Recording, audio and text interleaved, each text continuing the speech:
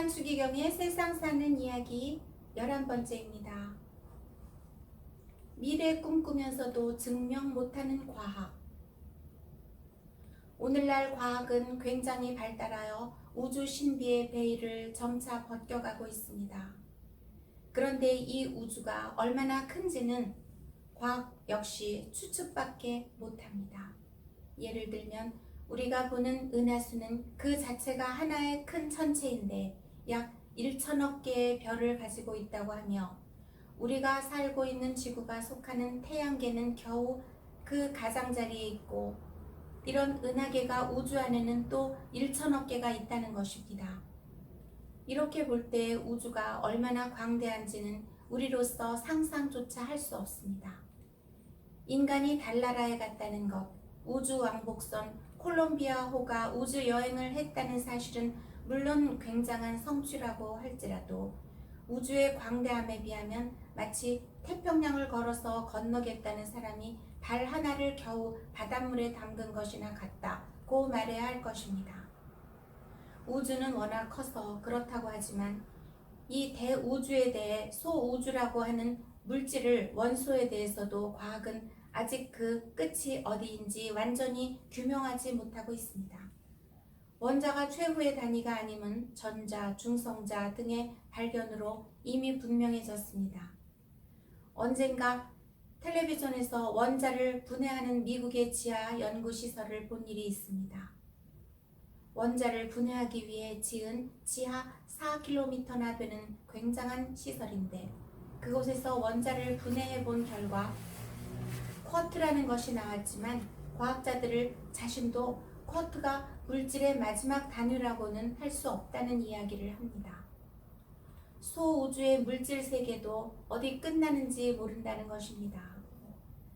물질이기에 윤화하고 윤화하면 그 끝은 반드시 있어야 하는 것이 원칙인데 그것을 모른다는 것입니다.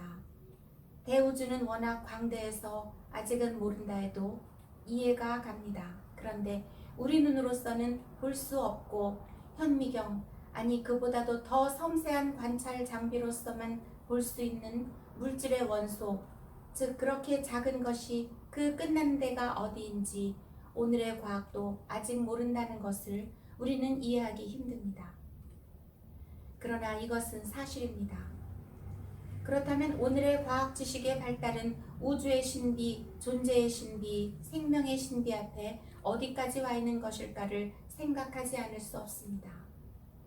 파스칼은 이렇게 말했습니다. 인간이 알고 있는 모든 지식은 인간이 알아야 할 지식에 비하면 그것은 대양같이 넓은 바닷물에 비해서 물방울 하나에 불과하다. 나는 결코 과학을 경시하는 의미로 이런 말을 하는 것은 아닙니다. 오히려 과학이 더욱더 발전되기를 바랍니다.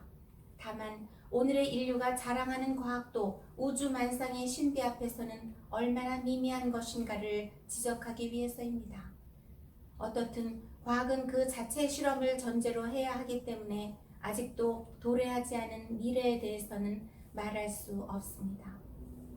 과학도 추리밖에 할 수 없으며 미래를 증명할 수도 없습니다. 이미 말씀드린 대로 인간은 분명히 미래지향적입니다.